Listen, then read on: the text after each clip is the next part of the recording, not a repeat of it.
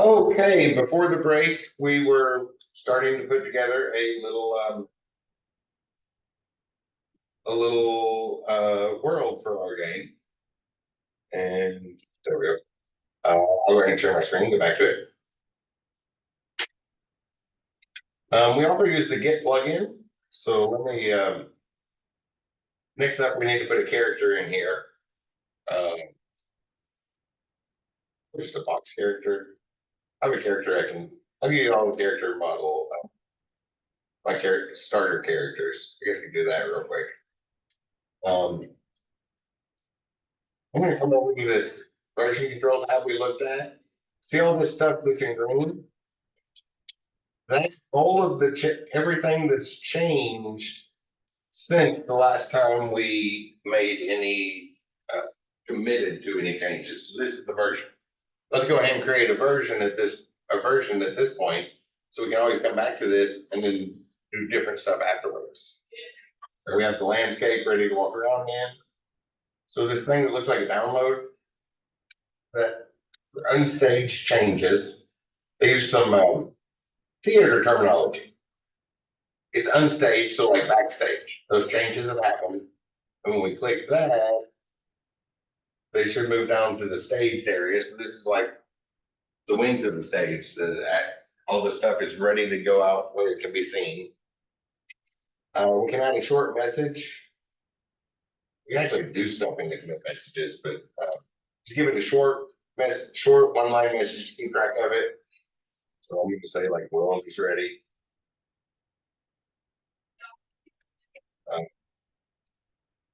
And then skip a line if you want to give it a longer description.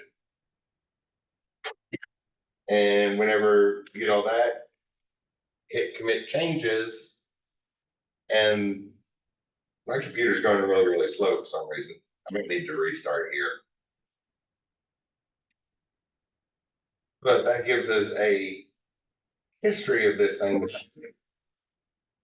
I come over here and go to PowerShell. Oh, this is going quicker, so it must be Godot. I might try restarting Godot. So if I say like git well, one line out of. Did I not make the commit? I thought I made the commit already. So let's say I added the message and put commit changes on once we so You try that message again. I'm not sure why that didn't go through. When they're staged, we they get an error message behind Zoom calls or something. What's under out? oh yeah, there's a red output. Git plugin could not default signature error configure. Oh, apparently mine's not configured. So if you get this message, it doesn't know who's trying to create the version. For that, we need to come back over here. I'm going to start up PowerShell this folder. You'll need to do it in your terminal. Make our first commit here. So like git add, and then a dot refers to the current folder, which that is the staging. So we'd already did that. And if we add the command git commit -m and then give it a short message. So this is what was typed in the box a moment ago. So add is all the staging. Then we'll commit those changes, and warning messages on Git are really, really nice. They almost all include like how to fix that error message. So we need to run those two lines. You need to git add on in the folder with the project set. Okay. But that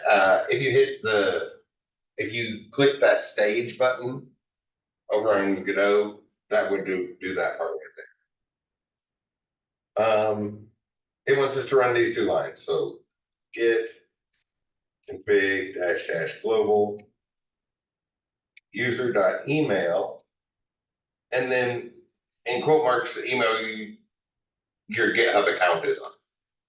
So like for your final project and stuff, right? You can just set this up in your project and then push it right back to the repository here. You don't have to go to the website every time. But it needs to be that, whatever email you set your GitHub account up with. Okay, so you link this, effectively, you're linking this to your GitHub account, basically. Yes, but technically we should say that the other way. Version control happens here, so technically what we're doing is we're linking GitHub to our As page. a repository. Yes. Yeah. So GitHub is just a storage place for our versions. So technically we should say it the opposite way of that, but yes, you are. We're linking them together. Once the link is formed, it goes both ways. And then, and everybody see how I'm just typing from that warning message? It's like, oh, you got an error, but here's how you fix that error. Run these two commands. Because we can't commit to changes without saying who we are. Project, if a change shows up in that project, you want to know who made that change, right? Okay, so how exactly do we get to here? So if you open in the project that it's on. Yeah, I'm in the. Okay, so if you go to the address bar, type PowerShell.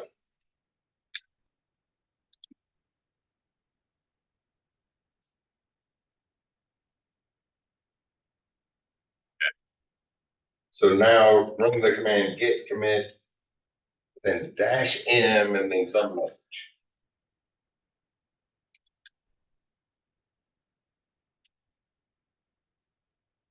Which all that does is type it into a text file. We could have also just gone to that text file and manually typed that in. I wanted to show the error messages in Git. They almost always include the instructions on how to fix the error. Linus Torvalds isn't like most programmers. So did you see this message? I saw the message because I was type Git. I'll do GET, not GX. Oh.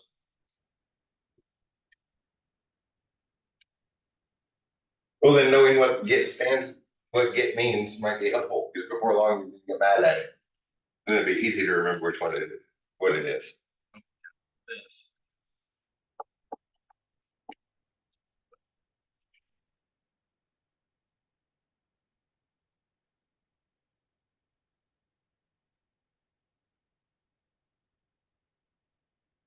Author identity on that. Okay.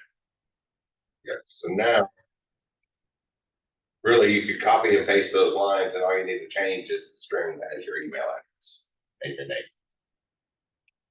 Copy and paste them one at a time. Give that a few seconds. And now, after you run those lines, Git will know who you are. So come back over to Godot and try this again. We're going to call this commit world is ready. And now we can see the history of this file. So we had this earlier version, and we can always come back to this version. Like think of it as a save point. So what we do afterwards, we can work on this for the next 6 months. We can get back to this version. No, nothing changed afterwards. Probably come back up after 6 months. But it's built right in there. You'll definitely want to play around with that, especially since you all have the group projects using Git version control. Be kind of important to put that plugin in your group project so you can all be working the same thing.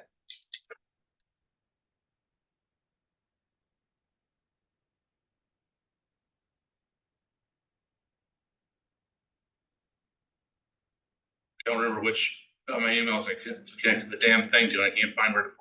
Okay, but you can get that later. It's in the recording. Yeah. It's at the beginning of part 2, so it'd be easy to find it. Yeah. Just go ahead. This is the whole thing. Back over to Blender and open a new one. Not in a character. Actually, this time, let me show you what the light does. We just need to see where this character goes, so it's not going to be too difficult. So I'm going to do a general one, and I'll go with the cube. Let's make our character a cube for now. So I'm gonna get rid of the camera this time, but not delete the light. I can come back and undo this just to show you what that light does. And give it some sort of material. See, right now this is a 2 by 2 by 2 cube. So we could probably change this so that it's twice as tall. No, two's right. 2 meters tall. We should actually scale that down to about 180, so 0.9 would be the right height for a person. Y is our forward and backward when we imported it at Godot, so people aren't very thick, right? Probably like 20 centimeters, which would be 0.1. And width-wise, 1 meter wide, so I'm gonna say 0.5. So there's a more of a human shaped character. I have a better human shape I can give you in a moment. A human dimensioned box. Yes, something more like those struggle files we just had. They've been working on one for a while. That I can just, because I make characters a lot, so I have a start character version that's a lot easier to use. But I haven't submitted it to Blender to be an official plugin. I don't know, something like skin color here. That'll work, I guess. Give that a save, and then again, notice I left the light in there for a reason this time. So save that as, looks like the way folder, so call the player, and we go back to Godot. It should import it, and then we can create this player object. And address a couple things. Did it import it?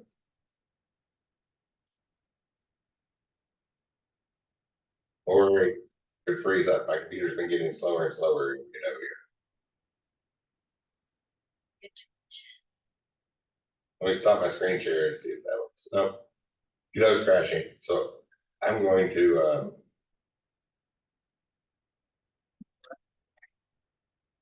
turn screen share back on. And I'm just gonna shut this down. Force it to close. Maybe. There it goes. Close program. Remember to save often. It's easy to overwhelm computer with a game engine, just like it is with a game.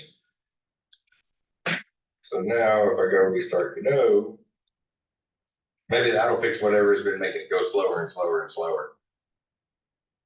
I thought about doing that during the break and then didn't get it done. And if you haven't noticed yet, Godot puts things in order of most recent, not alphabetical order. So the most recent one should be on the top.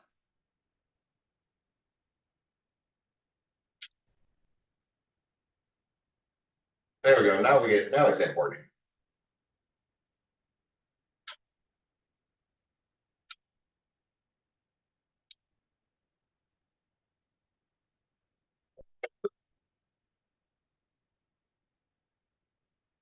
The fog was slowing it down. Either way, it's in there now. So we have that player cube. The cube, a cube's enough to tell what it's doing, and all of the pieces of it, the meshes that are involved, the materials that are involved, they're still editable here. We might have to change the configurations.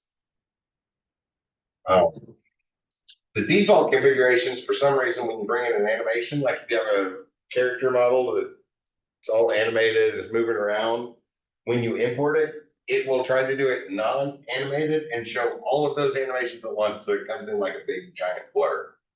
But it's an easy thing to fix. It's a checkbox to fix it. So I don't know why that check isn't. I don't know why it's not unchecked by default, but we'll see that when we get to it.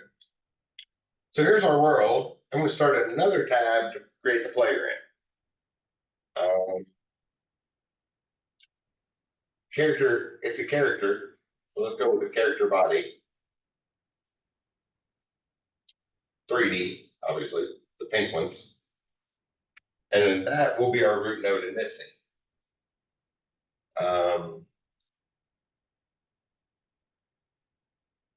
Now drag this up.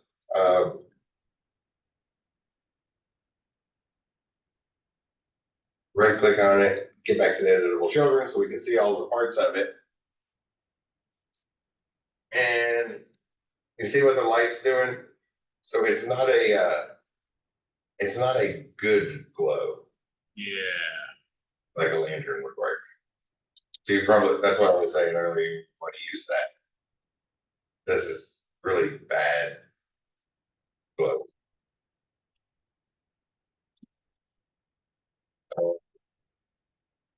Here, our warning message we've seen before, there's no collision shape. So characters are logical body. This is our graphical body, but really we don't need that part. We can take this and make this here. No, not gonna work. So there's our graphical body, and we'll still need the physical body, the collision shape. So search for collision shape 3D.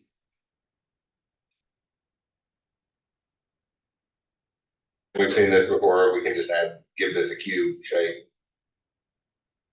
Box shape is what it's going to be called here. And grab the little handles and drag them until it looks like the right shape. Or since we know the numbers, you could really go over there and type the numbers in. That can be a lot more effective. And there's another error that I'm not seeing here that I wanted to fix, but for a nice little box, just kind of wrap your character in some sort of collision shape. I can come back over here and get rid of that light now. So it doesn't get rid of that strange glow.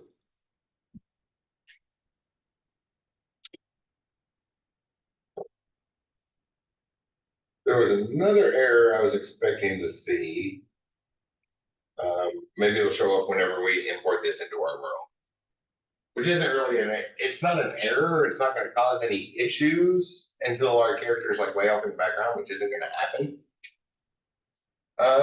We can do a couple ways we can vary it. I usually like to have the origin down by the feet. But having it in the center works too. Whatever makes the most sense in your mind. I was going to leave it here, but normally I would grab those graphics and the collision shape and just move them up 2 feet so that the logical origin is like the feet of the character. That's just the one that makes the most sense in my mind. But that's an easy change. Y'all can make little adjustments like that. It's software development. It's about problem solving. You want to try different things, find out what works, what makes the most sense so that you can do it again. Which might not necessarily be what somebody said in the tutorial, because what they show in the tutorial is how they did it, which their mind might work differently than yours and make it hard to remember those things. So make sure you're experimenting around as you're learning these things.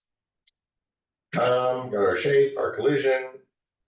We need a way to see this. So for third person, our camera is going to kind of tag along. It's going to be part of the character, right? So I like to add the camera as a child to here. I'll just search for camera 3D or an XR camera. We'll look at some virtual reality stuff here in a couple weeks. Notice by default, the camera wants to point in the negative Z axis. So probably want to move that someplace. Negative Z is forward. So we probably want to look at the back of the character. So I'm gonna move it a little bit behind the character, bring it up, angle it down, something like that.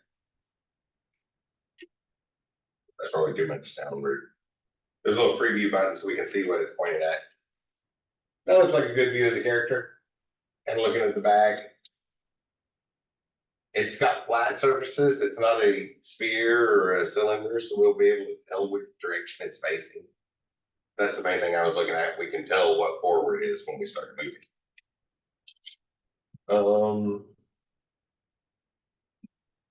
That's most of the pieces we need. So I'm just going to attach that default script.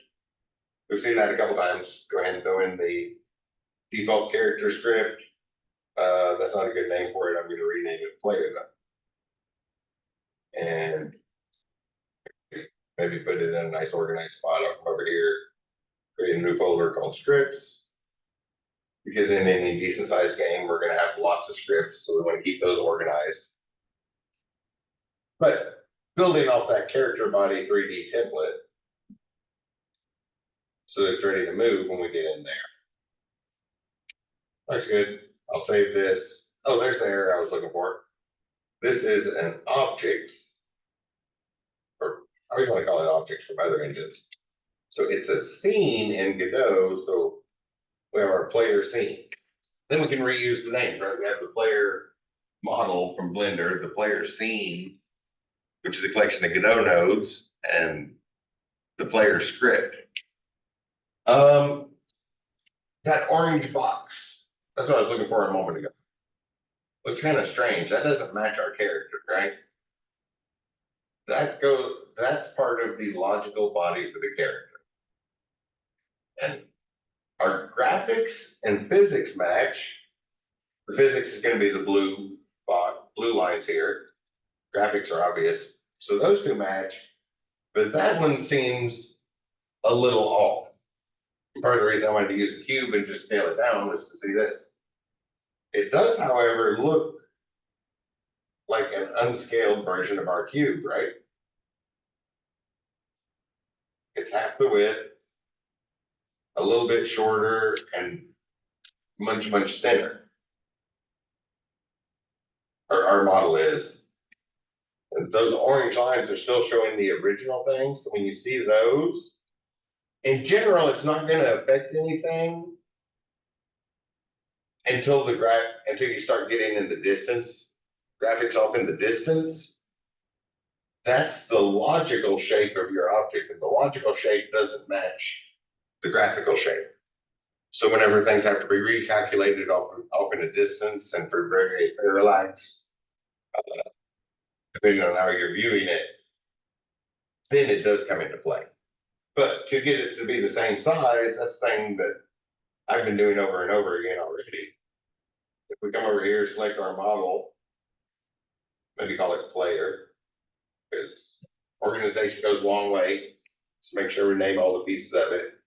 If we hit Control A and apply those transforms, so that we get back to the scale of 100% in every dimension, that's now the logical shape of our model.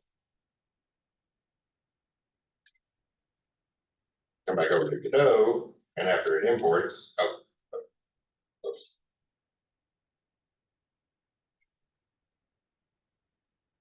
Hit save, and then come back over to Godot. And when it imports, that should update in the orange box. So the orange box is the logical shape of our character. Jump right to the script.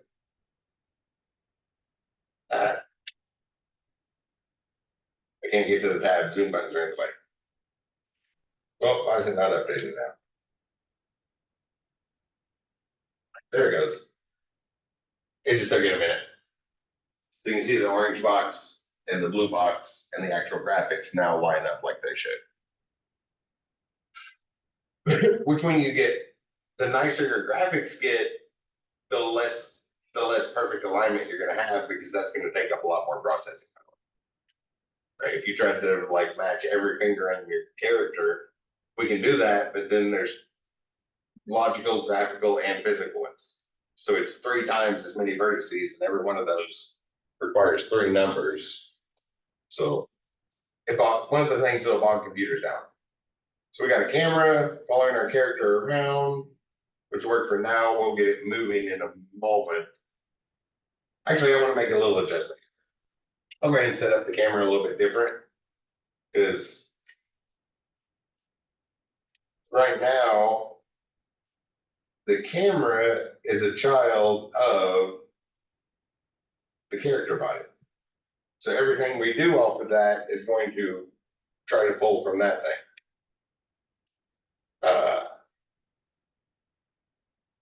It's something I found that can be a little bit more useful is to give the camera a pivot point along the way. So I'm just gonna search for a blank node, node 3D. Just put a blank node in here and call this pivot or something. I usually put it like about where the shoulder level of the character, the neck of the character. And then make the camera a child of that. So if we start to move it and rotate it,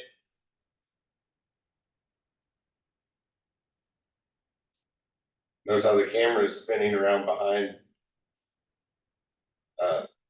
that single point. Oops. Got this vertical rotation, maybe. There we go. And rotate it around, our camera is still spinning around the neck of the character. So it's spinning around the spot we want to focus on instead of some arbitrary spot of the character body.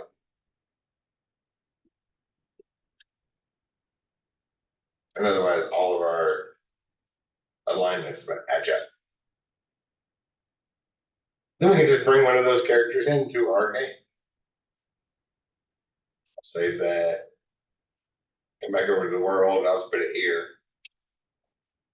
What's all this stuff? And one of these folders, that folder. We have this player scene, so I'm just going to grab that, drag it up, and make it a child of this world as well. So it brings that whole thing in. Oh, probably shouldn't change the name. Player. Take that over here.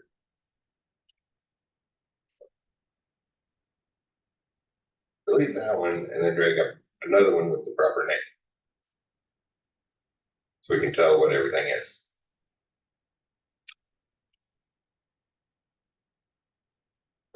Seems to be an odd starting point. I'm bringing it over here where I can see it. Somewhere around here, maybe.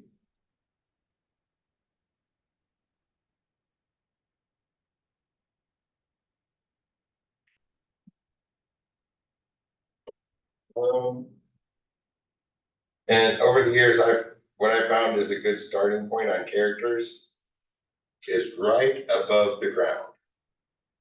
We could try to go with perfect alignment, right? Zoom in real close, look carefully everywhere, and make sure our character is like just right above the ground where we want it to be walking.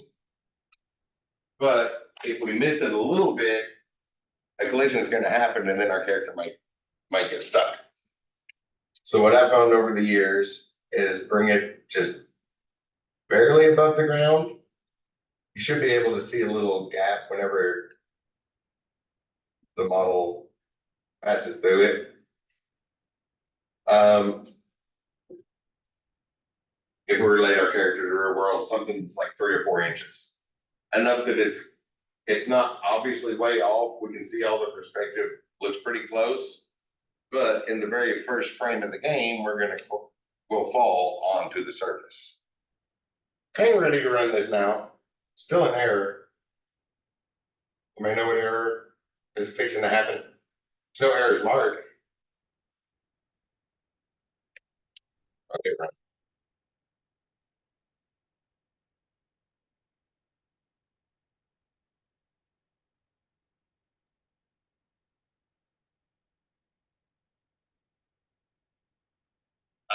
We didn't put a collision shape on the landscape. Yeah. An easy one to forget, but an easy one to fix too. So if we go to landscape, let's say we have our ground, our water, and our mud. I'll select the ground and then under mesh.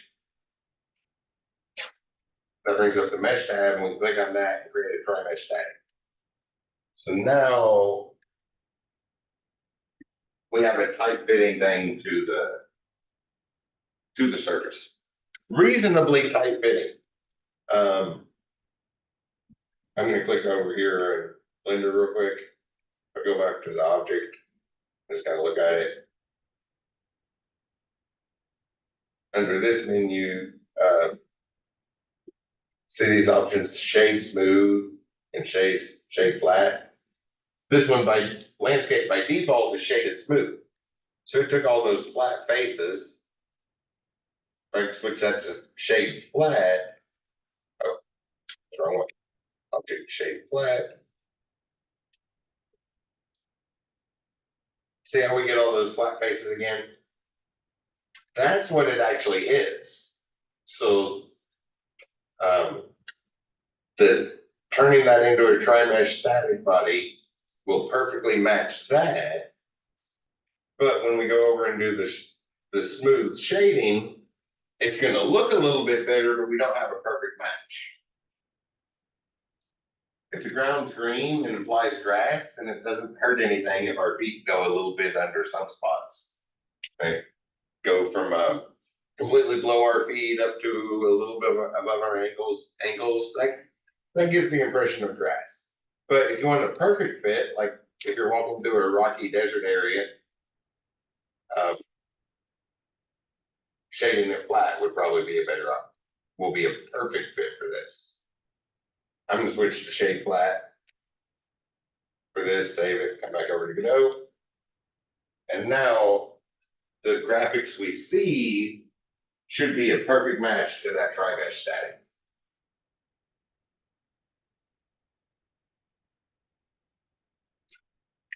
And make sure the player is just slightly above those.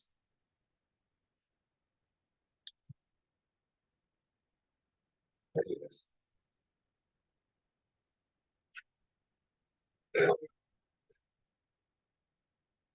Now if we run it.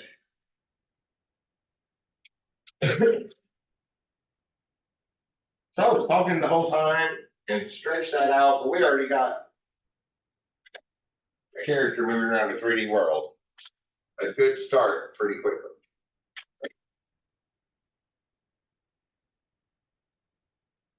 My computer's going slow, which might be a restart. Oh, Mine's going slow as well. It's so I fell into the lake and just keep falling forever. So probably put something maybe in the bottom of the lake, so on the mud. I'll do tri-mesh static there as well.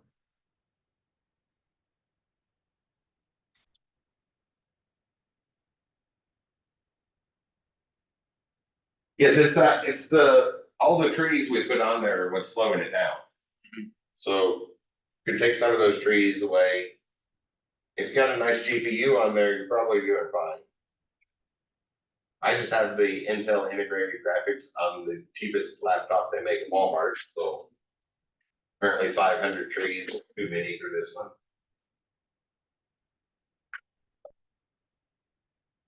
But that's an easy thing. We can quickly edit that down, right? Now we're at the point we're ready to start editing things. So I'll come over to that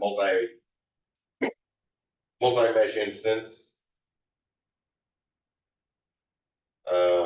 And just cut down the number of trees. Oh, well, I have to redo mine because it just lost track of everything. So put them on the ground. yeah. If you close and reopen it, it has no idea what the previous one was. Do the tree mesh. Randomly rotate them. Randomly tilt them. And this time I'll populate them with just 128. Okay, you can see on that tree right there. I didn't turn the tilt up very high, and that's leaning awful far. Well, also might be the ground as well. Oh, it always matches the first one.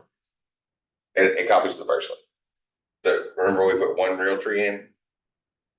No, it doesn't, because I've had them on the bank feed sideways. Oh, yeah. Like right now. Oh, yeah, like those. Yeah, that random tilt, I think, is relative to the plane it's trying to spawn it on. So if the plane is sideways that chooses to put it on, it's going to be like 1 or 2 degrees off of whatever the heck that was. Okay, yeah. Because I've got some on the riverbank with no tilt that are literally 90.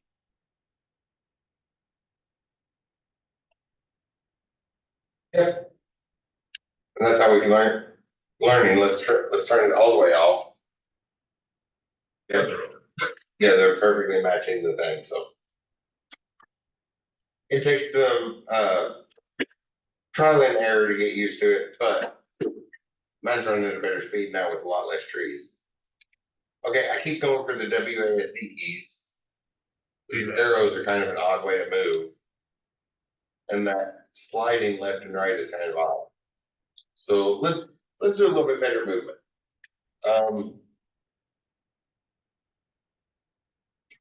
We've seen this before, something we do in almost every game, so that's why I wanted to start, I guess, call it the second half of the semester with a quick example like this.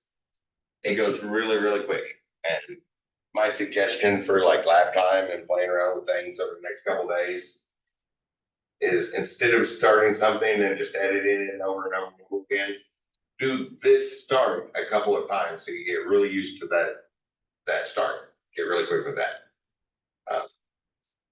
Without all the talking, I could be up at this point in just a few minutes.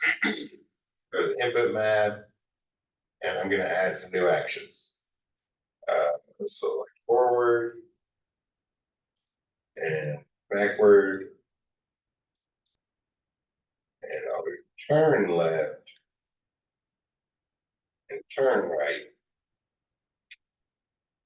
and then jump. I always find it interesting when we get, like, both now and back, we did this in the first class of how to you, it feels odd the character shuffles left and right, whereas that's kind of just the way all games are.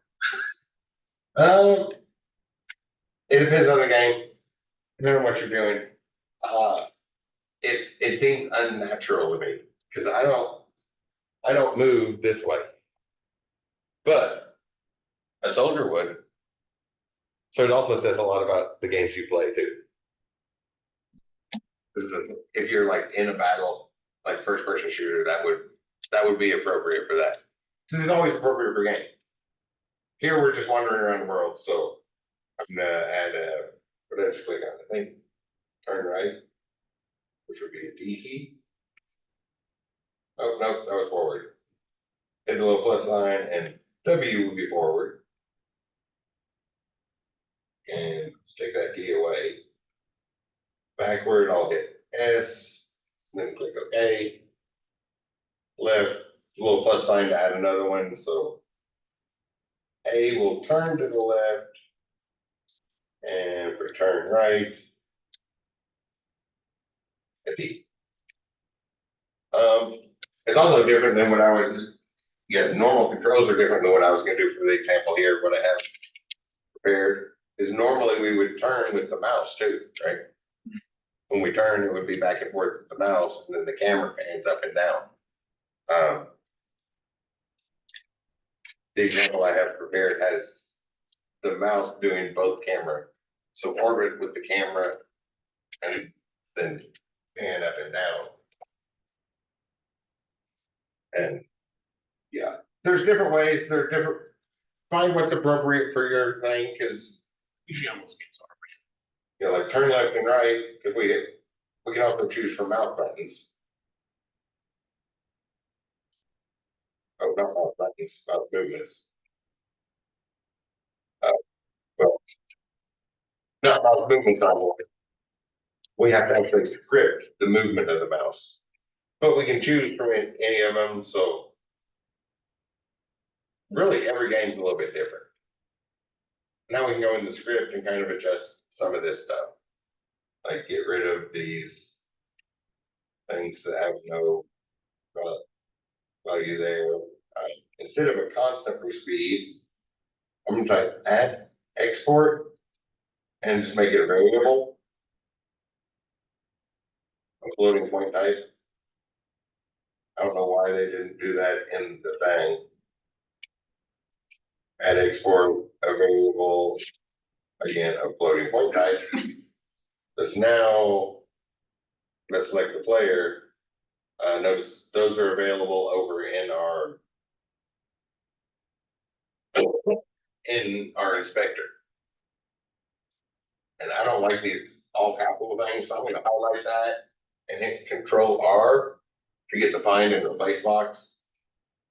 And just replace it with a lowercase b. Replace all. Same thing with jump velocity. Highlight it, Control R. And that sort of thing is the first thing you want to change in the script. If there's stuff in that template that might be done a little bit different than the way you wrote your code, you should change it immediately because it's going to lead to lots of typos if it's different than how you would write your code.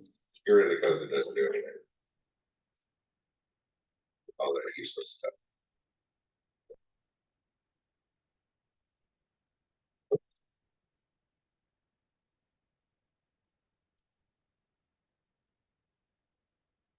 There we go. Now it's all code stuff. So this has input.getVector and it grabs all of those keys, which are not the WASD keys. So I'm just going to get rid of that line and create a variable to use. So I'll create a floating point variable. Oops, I'll switch. Create a variable. I'll just call it Z. Remember, we're moving in the Z direction. Z is forward and backward, and then we'll turn to get the other movement. Start at 0 so that it's nothing. Starts at nothing. I'll give it a type. Floating point number equals 0. Then we can check our key press. We've saw this before. Input is action pressed. That way we can include holding it down. Because if it's forward, we want to change our Z to either positive or -1. Anybody know which one we should do? And don't waste more than a second thinking about it. Nobody spoke up in a second. We can just take a guess. Right? Instead of spending a bunch of time thinking through which one it needs to be, we know it's either positive or negative. So if we get it wrong, it'll be very, very obvious as soon as we do our first key press. So just to get the code written, let's go ahead and give this one a positive. And otherwise, our input is action pressed could be a backward. And there we'll make it -1.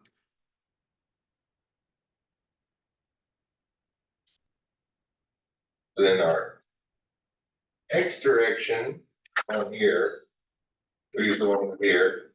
So direction is going to be, basis means whatever direction we're facing.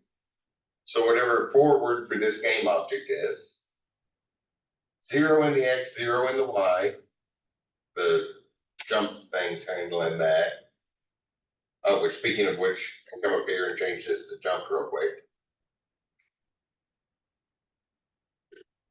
To accentuate the point that the code needs to be in a certain order at the end, but that order is almost never the order we think about it in.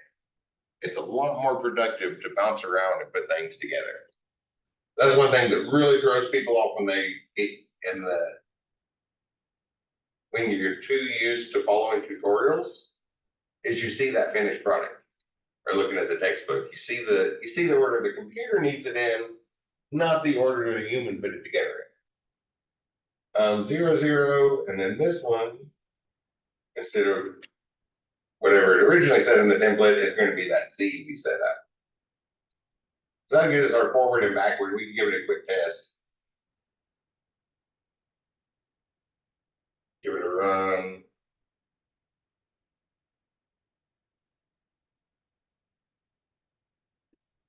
Eventually, and W. Oh, That's what I would think of as backwards.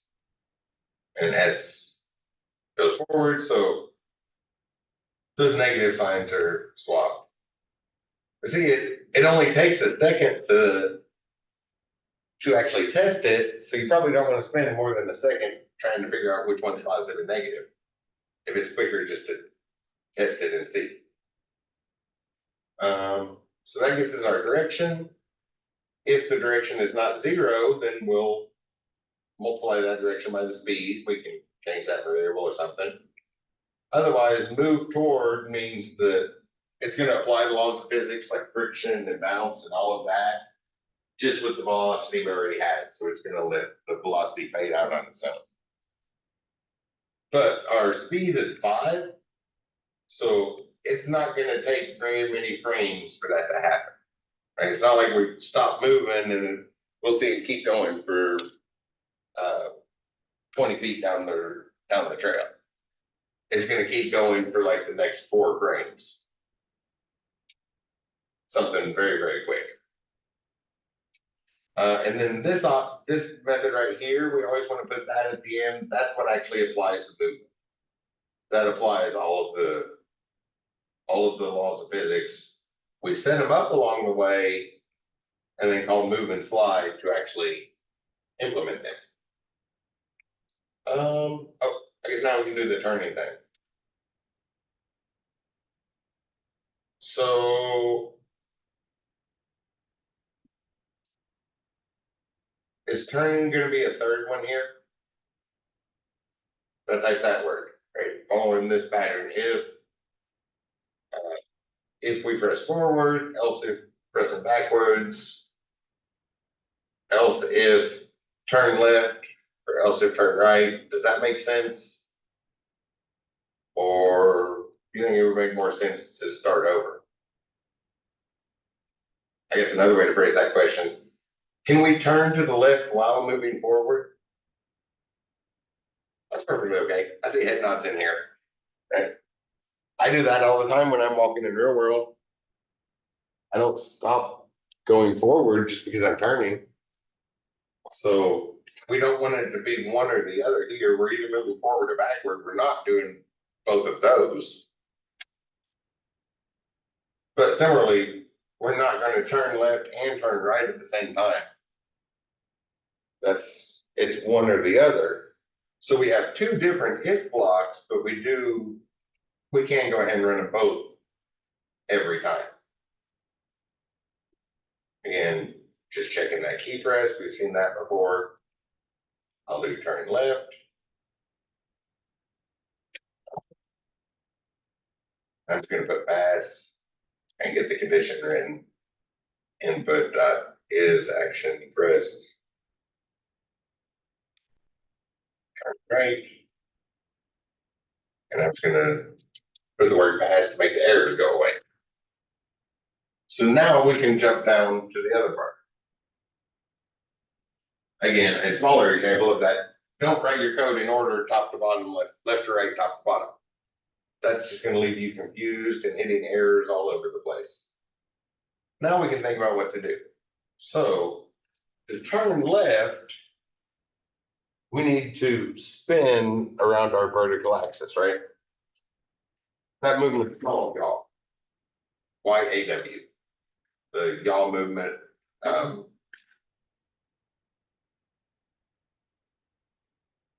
Technically have it, but you have more control over the roll movement, which is like this. And then the pitch is kind of leaning. Pitch is like a boat, but it's a better example. Pitch is the front of the boat and the back of the boat going up and down, and roll is the boat going side to side. Yaw is just like if the boat gets stuck in a whirlpool and starts spinning. So we want to spin around the vertical axis, which we have that in our transform, right? We have a rotation around each one of our axes. So I want the transform rotation property, and then the Y,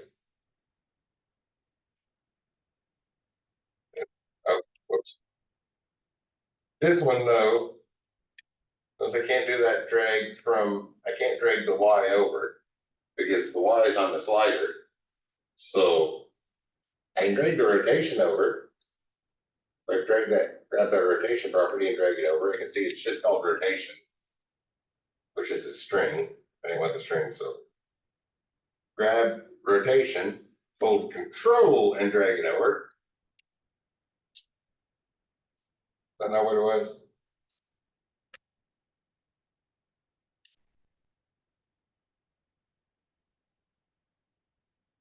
I want the property, not the value. So the value comes in as a string, so maybe I need control shift.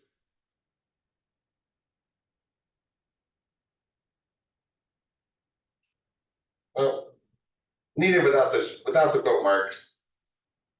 So copy the property, not the value, or just drag it over and take the quote marks off. And we want just the Y one. And then we can increment that by so many degrees. What's a good turn? 15 degrees? Go up by, say, 15. There's a couple problems with this. Yeah, I'll run it. And then we'll fix the problems. I like to see the error messages and talk about how to fix them. So that was on turn left. So I pushed the A key. It turned a lock really, really quick. I'm tapping the key as quickly as I can. And if I just hold it, it's going pretty fast. I can also tell it's turning to the right, not the left. If we're looking this way, that tree that's in the top left of the screen, we should still see that after a quick tap. Let's tap this once. Oh, that was too much. Maybe from the lake. Oh, it's going way too far. I can tell it's going right, but let's make that smaller. So there's actually two issues here. I think 15 degrees, that's just what I'm thinking about with my movement, right? When we turn a little, we think, okay, that's about a 15-degree turn to keep walking. But our time scale is in seconds. The computer's time scale is a little bit faster than that, right? So we need to adjust down to the frame rate of our game. And in our frame by frame function, there's always going to be this parameter that we can access in all of our game engines. Somehow we'll have access to a parameter that is basically the length of time of the last frame or an average of the last several frames, however long the last several took. But there's a number that's roughly the number of milliseconds the last frame took, which becomes a scale value. It's written like seconds, so 5 milliseconds would be 0.005. So it becomes a scale factor on time the way we think of it. So if we take that turn, the 15, and multiply that by that value delta here, that'll slow it down quite a bit.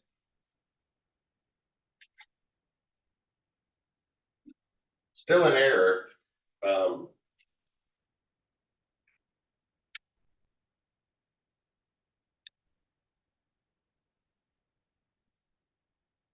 I have to check a box. I was wanting you to watch it in the inspector panel, but I have to go click a box, but it's still spinning really, really fast, right? More than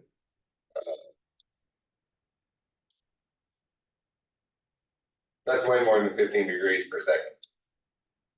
We talked about this briefly the other day. That's because all of our measurements need to happen in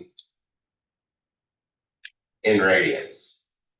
There's a length included when we measure angles in radians. So it's very important for processing calculations.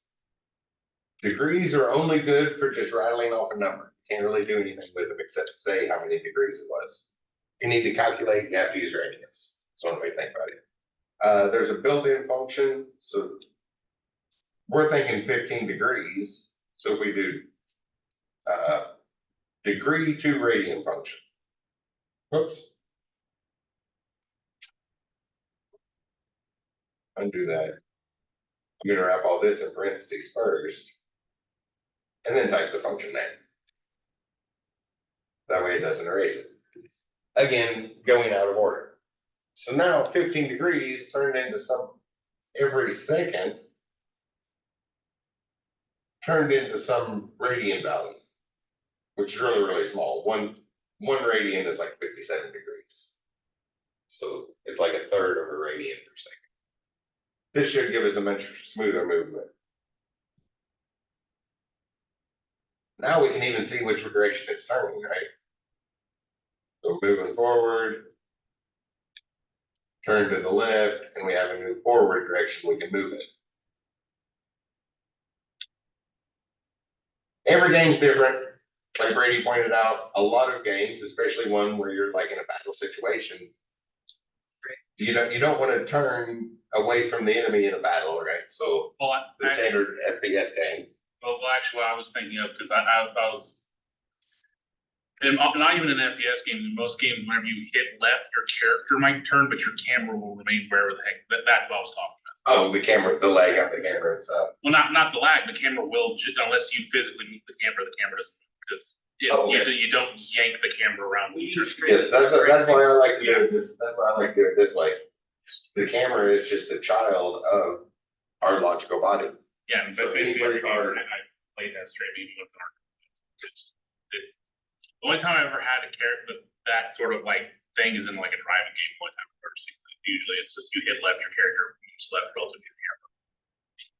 Straight, yeah. Straight, go that way, that way. Yeah, because sometimes that's appropriate, especially in horror games. That's really nice when you leave the camera behind it, and it really helps to build suspense because you're like sitting on the edge of your seat, waiting to see what's around the corner, and then your character goes too quick. Yeah. Right? It varies. I like to do this, but again, it's not appropriate for every game. So what we really need to be paying attention to here isn't the particular example we're following along with. It's these each individual component, and what are different ways we can put them together. Well, now that we did the rotation on the Y to the left, we can just copy that to make the rotation on the right, and we can just put a negative sign in there somewhere. Put negative 15 degrees there. That's the way I prefer to do it. I'm not sure why. I think my mind just looks there, but we could also, instead of adding, we could subtract it. As long as there's only one negative sign in there, then it's going to become negative. I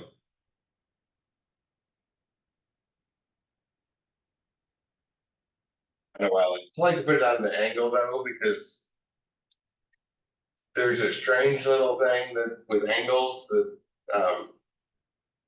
negatives don't always become negatives. You get to trigonometry class.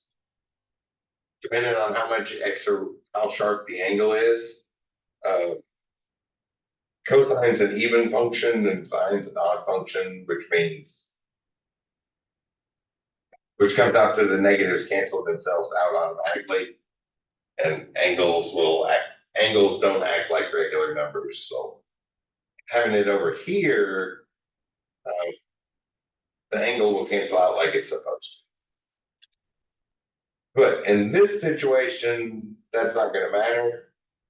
But until you've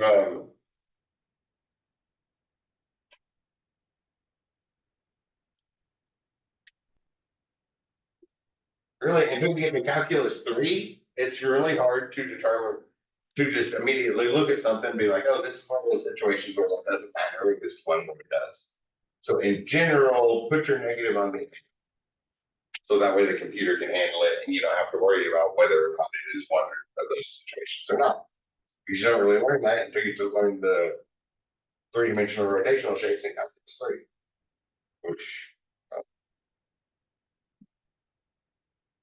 I think most of you all are still a couple math classes away from it still, right? Yeah. Most people don't take calculus 3. So now we're gonna move forward, turn to the right, keep running forward. This is the type of movement I like, except our angle's not changing. So real quick, I wanna look at how how we can change our angle. So I'm going here, this is why I put that pivot point on. So our pivot, our camera we could move that in space. There's a lot of controls, but the camera needs to be kind of following something. So it's like the camera's locked on this pivot point. So this is really the thing we want to rotate. To rotate that, then the camera stays focused on that same point. And then that just becomes our starting point.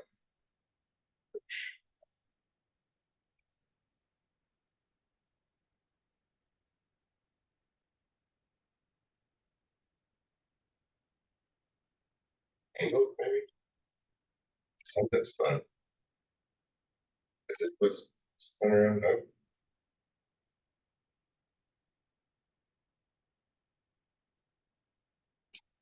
That's probably okay.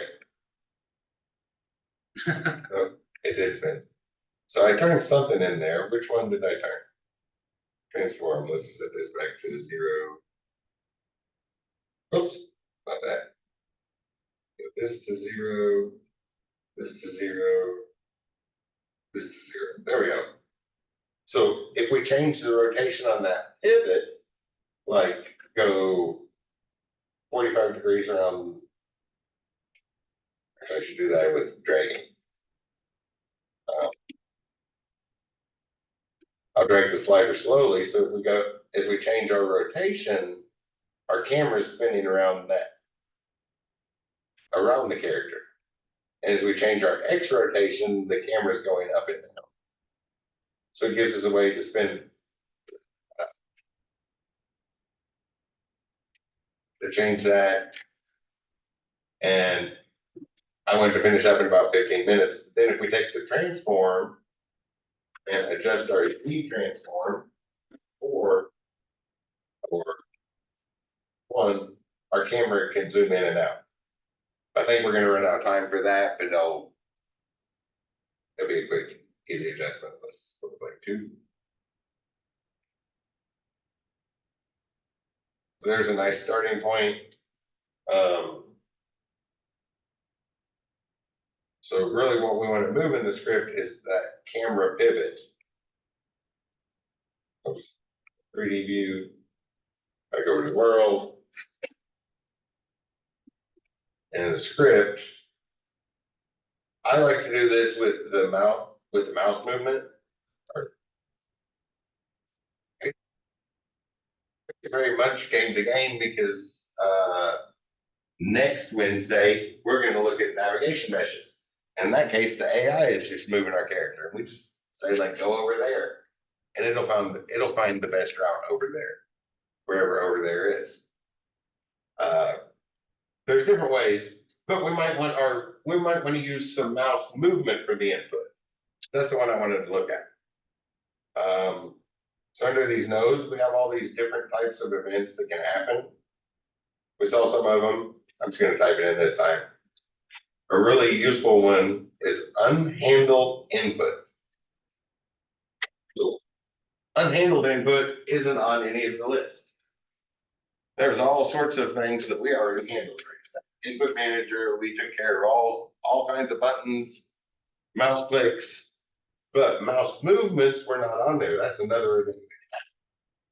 We could tie into our microphone and set up like a clapper, right? Once sound hit a certain level, that's an event that's not handled by our regular input manager. So unhandled input event is when you definitely might want to get into sometimes. And notice we're being passed an argument to fill this parameter of whatever the event that just happened was. What did the computer detect? The computer detected something, so we need to check and see what that is. So for a mouse, so we can say if event is input event, mouse movement. The other one I want,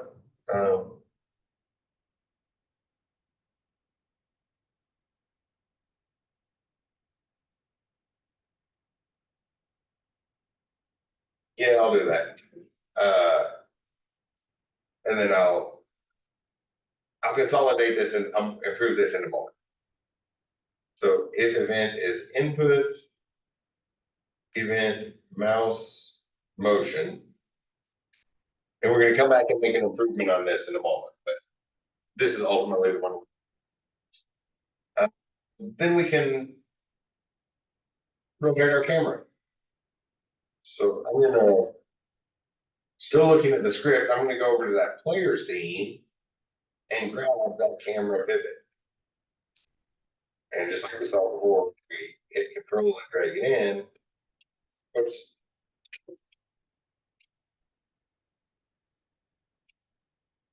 Get up that on ready annotation. And then the typecasting there. So we have this reference to that camera pivot. So if our mouth moves, we can just apply some of that. So pivot, just like we did with the character turning, we hit the rotation from its transform and spin around the Y. Although this one's a little bit different. So that event we know is an input mouse motion.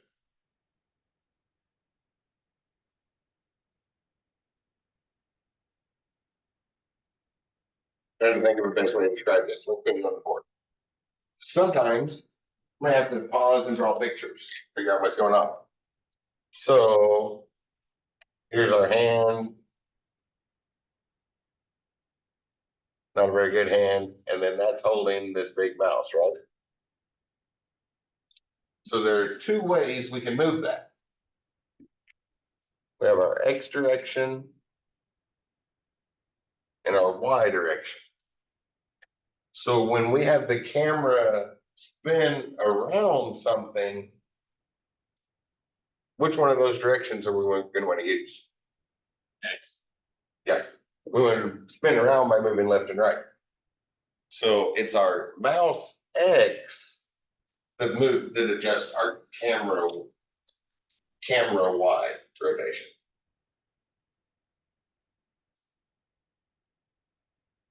See how it only takes a couple seconds to draw down a picture, sketch out a picture, and organize your thoughts. That's when a lot of people get off when they're learning to program is well, they'll try to do it all in their head. And sometimes that's not as helpful as we think it is. Take a couple seconds to draw a picture. So the event has a relative motion. So we want the relative motion because it's either absolute or relative motion. We don't want the absolute position of the mouse. We want to know whether or not it moves. So relative to its previous, relative to the last frame of the game as it moved in the X direction. And I jumped way ahead there. The pivot dot rotation dot Y increments by that amount.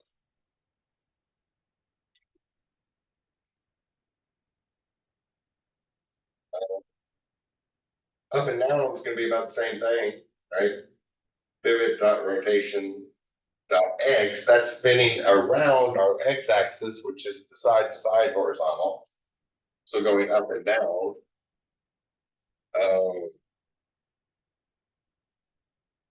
That's going to increment by event, which if event is an input mouse motion, there's going to be a relative Y motion. Again, we might need the negative, but we'll just see which way it goes and decide if we need a relative or not.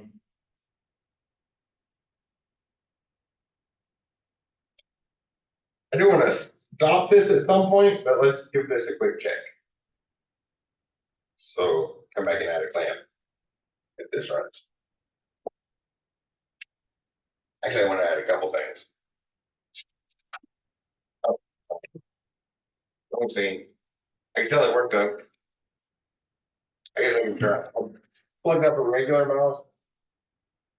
I was good, but it's down there, and I'll bring up my little. It's actually a charging cabinet for 32 tablets. But if I move, I don't know what it's called. It's just going crazy, but we can see the camera is spinning. So I guess I will maybe sideways. I can use this mouse here.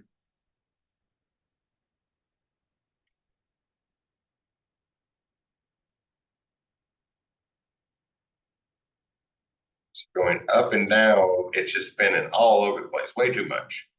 So we need to stop that. If I go left and right,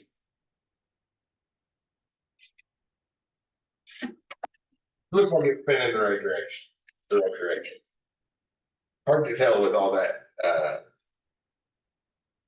speed in there, so maybe slow it down. And here, we don't have a delta being passed in to tell us how much time the last frame took. So we just need to multiply by a really small number.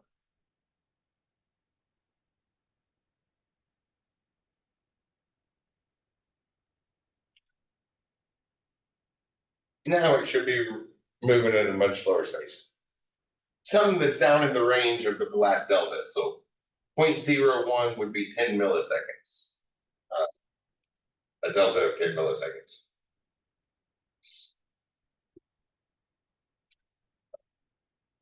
Okay, so if I move left, the camera spins that way. If I move right, that looks good. If I move the mouse down, it's going down. Up, looks like it's going, the camera's going up. So that looks like good movements. Notice that happens every time the mouse moves, right? From the start of the screen till we got there. This is the other thing I like to have. We probably don't want this happening every single time the mouse moves. We want control over that.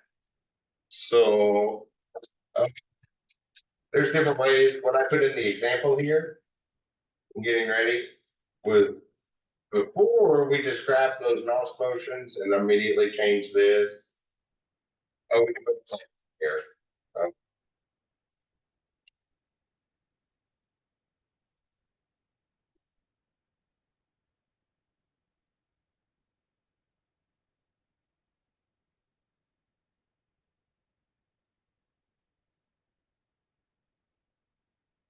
Come back over here, seeing some.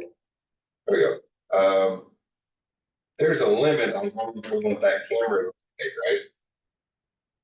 Especially in the X direction. If we go up by 30 degrees, that's pretty, we're looking at something pretty steep already, right? 45 degrees and we're almost down to the ground. We're looking up at 75 degrees, that's almost straight up. That might be, that's probably too much to play the game with, right? I think at this point we'd be under the ground looking up. So we probably don't want to go beyond, say, 25 degrees. Like this is the lower limit, which looks like positive 25. So negative would be upward. So where's negative 30 degrees? And we're looking almost straight down at the character. If this was going to be a fighting game, that might be good. Since we rotate around, that would give us lots of angles of what the other character is doing without. So negative 25 to positive, no, positive 25 to negative 30. We want to restrict it to that size. So write those numbers down. Positive 25 to negative 30. There's our interval that X, the X rotation needs to have, be restricted to. So go back to the script. There's a nice little built-in function we can use. and say pivot dot rotation dot X equals, and there's a function called clamp. And let me hit control click. If I do control click, we can pull it up. So clamp takes in three numbers. What are we clamping? What variable are we restricting? What variable do we want to put boundaries on? What's the minimum number and what's the maximum number for it? Mostly I just wanted to remind you about that control click, and Godot docs are built right into the IDE, which is a really, really useful feature. So we want to restrict pivot dot rotation dot X.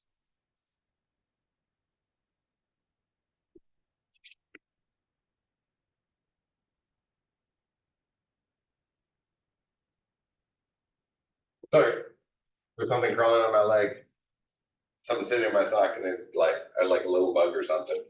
And I don't know where it went. I felt it when it crawled above the sock and got on my leg. It's like, oh, what is that? But There's like a thread hanging off the pants. Or something, there's some fuzzy bit hanging off your foot. oh, okay, yeah, okay, wasn't a bug, just fuzzy stuff. It made me jump like it was a bug crawling on my leg. Yep. Like, oh, is that a poisonous spider? Sorry. So this is kind of like the plus equals, right? Pivot rotation X equals pivot rotation X, only instead of another operation, what we want to do is add some bounds, restrictions. So it's still that similar thing, right? This equals this with an operation. That makes sense. I know you all have probably seen the increment and decrement function of that at least. Our minimum we saw was -30, and our maximum was a +25, but those are angles. So once again, we need to do that degree to radians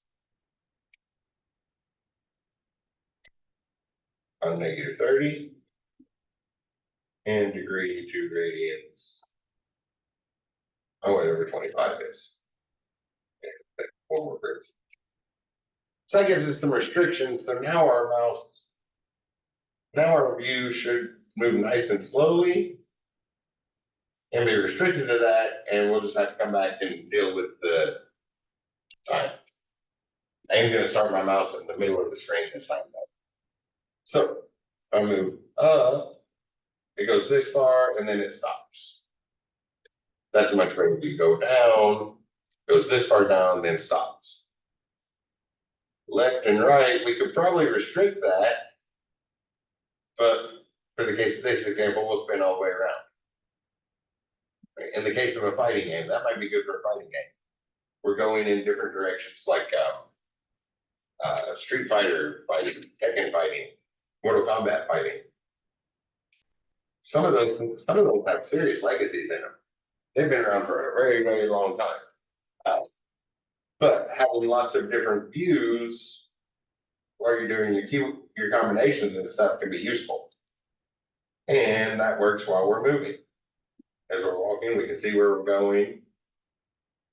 Avoid hitting trees. Oh, those multi-mesh instances, that's for a mesh, not a collision body. Collision requires processing, which means the GPU can't do that. You can go under the ocean, under the water, and character drown at some point. But we get that movement, then that strange thing there where the mouse is always doing that. So let's add an extra unhandled input event in here before we listen, which is just another condition. So if, before we do that, we can check if the event is input event mouse button. So we'll click. That'll work.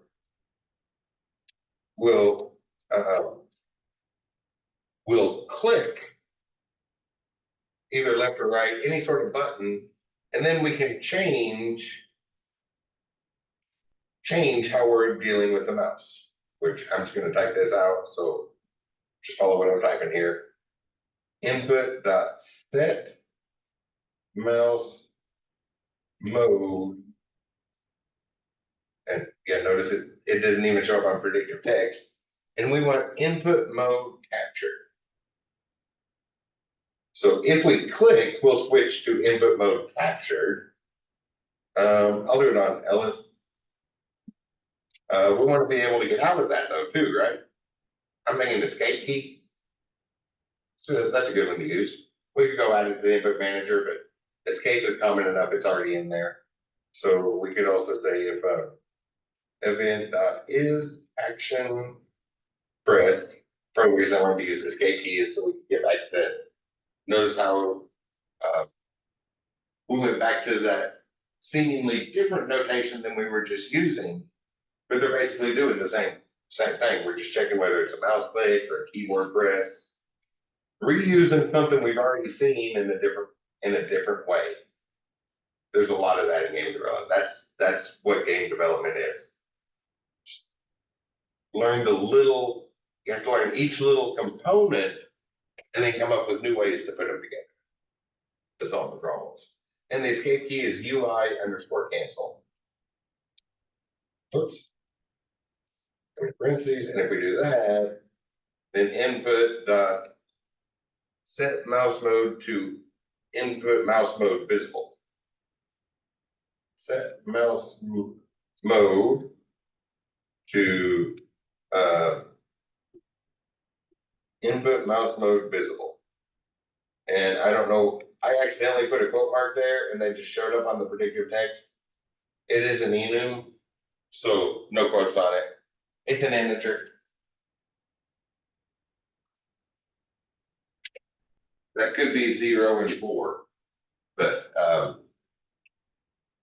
it's an enum, so it's a useful word. It's a useful name for the integer 4, and it's a useful name for the integer 0. So when we click, we will start capturing the mouse mode, which means then we can check to see if our camera needs to move.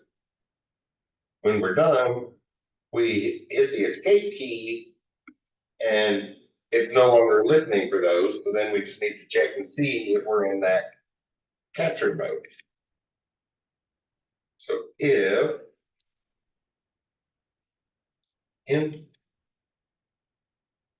input dot get mouse mode. So we just set it, so now we need to turn around and get it to see what it is. If that is equal to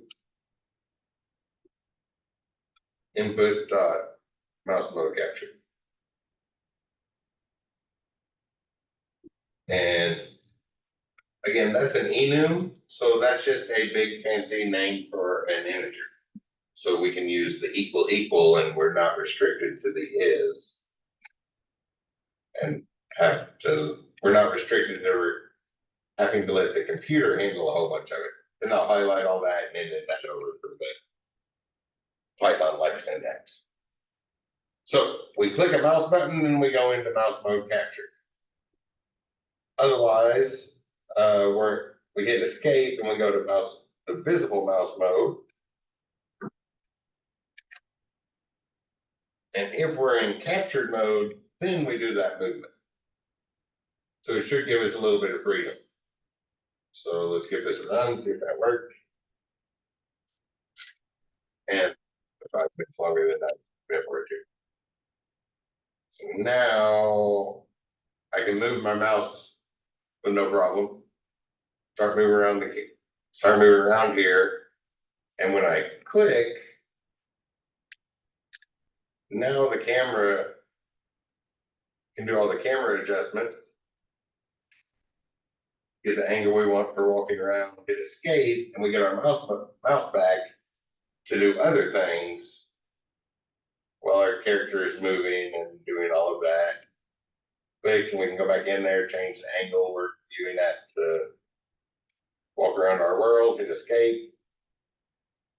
It's different ways. You might also want to just make your mouse clicks toggle. one click puts it in captured mode, another click puts it in visible mode, and then your escape key is free for whatever else you might want to use the escape key for, right? That's what I used to see. Yeah. That's why I like to do it. That seems intuitive to me, but maybe not everybody. See, it is usually menu. Escape goes to you might want escape key for your menu, and then you can do. Hopefully, everybody can see that thing. If event is input mouse button and input mouse mode equals captured, then we go to visible. If event is input mouse button and input mouse mode is visible, then we go to capture. A toggle's easy, right? Everybody's seen the toggle. We can just add an and the other one into your if block to get to make a simple toggle, and then your escape key is still available for a menu. It's that trade-off. Anytime we use the escape key for something like that, we can't use it for anything else. Y'all notice the trend starting here, right? We have that three-part thing I keep focusing on. The logical component, the physical component, the graphical component shows up in all of our components. And then we get over here and unhandled input. So this is an interruption. This happens as soon as the player clicks the button. We get a hardware interrupt here. But as soon as we get a hardware interrupt, we check the state of the system, right? What is the state that caused that interrupt? What's going on? Was it a mouse click? Was it an escape key? Whatever it was. If we're capturing stuff, then we need to start responding to our game. So notice how there's just a bunch of if else but things going on to figure out what the state of the game is. And once we know what the state of the game is, then we respond to it. Let's come down here and look at our frame by frame thing. Every frame of the game, we check to see if we're on the floor. If we're not, then then gravity's still pulling us down. Okay? We're checking the state of the game and then reacting to that, whatever that state is. If input, then react to it. If else. After all that's done, we react to those states. So that's what we do in game development. It's just layers and layers and layers of checking the state of the game. What is happening? What all is going on? Check everything that you can think of, and then define the reactions to that particular state. I'm going to focus on those if else blocks over and over and over again in the next half of this semester, because that's how we solve problems. Loops rarely show up. Loops, we have the frame going over and over and over again. So it's usually better to use the frame to do the repetition, so then it happens slowly. Loops you only need a loop if you need it to happen that many times in one frame of the game. Which usually we don't want that to happen because that's going to mess up the graphics, right? If you're generating enemies and you generate them all in one frame of the game, it's just going to seem like a sudden flash at the door. You probably want to generate, right at the doorway where the enemies are running into the room, you want to generate one every 12 frames or something. So it looks like they're plugging into the room. 12 frames is probably still pretty quick. Or more like every 70 frames or something, at least. If we're doing 140 frames per second.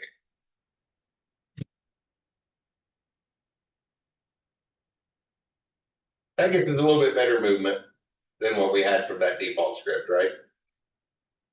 But the most important thing is that's a few more components we have to play around with. And my recommendation for lab time doing stuff, technically we have time left in our schedule, but this is one of the first nice days of spring, so you can do the studying late at night when it's not a beautiful day in late April. go outside and clear your mind with the fresh air after being cooped up all winter long. Or do it now, that works too, whatever you think. But my recommendation, we saw those quick starts with the landscape button, the generate tree button, and then basically the default start of Godot. Do that a couple times, and I don't mean do one and then edit it for a long time. I mean, like, do that and then try to do another one quicker, then try to do another one quicker, and see how quickly you can get those starts going. So if you have a game idea, you can sit down as quickly as, right? It's like writing the story very quickly. You can generate a landscape, throw some trees on it, put you a cube shaped character on there and start walking around. I'll share my character starter files with y'all soon. I have instead of starting with a cube, I've made so many characters, I just finally just made an add character button. Actually made a whole bunch of add animal buttons, but I haven't.